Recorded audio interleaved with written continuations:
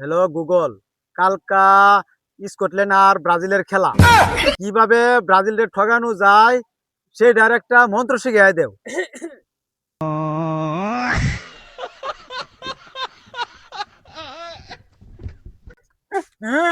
High রে গুয়ের গন্ধ, তাড়াতাড়ি যা সব বরাস করছে।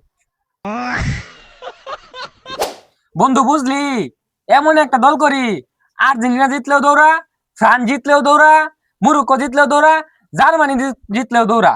কই যাইতাম। ঠিকই কইছস বন্ধু, যে দলে জিততো খালি আঙ্গরে দৌড়া, আর কি কোনো চোখে দল দেখে না, খালি আঙ্গুর পিছে লাগিয়ে থাকে।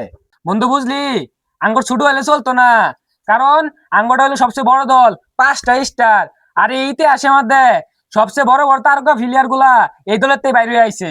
ও বন্ধু ঠিক কইছস, শুনছি কাকা জেডা নানা নেইমার আরো বলে পেলে, এরা বলে এই দলের মধ্যে খেলছে, বড় বড় তারকারা।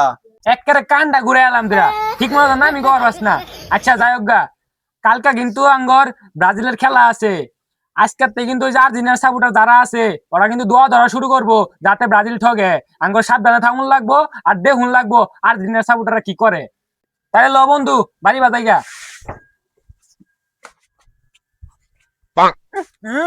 হাই রে গুয়ের গন্ধ, তাড়াতাড়ি যা সব বরাস করছে।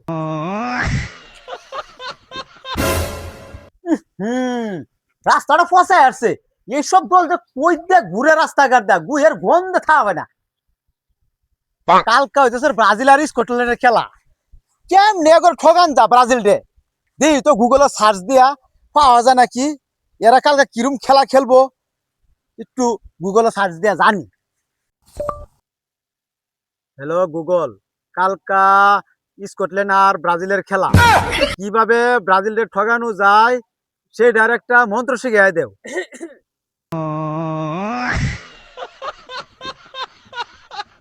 ওই খারো তুই কি কর।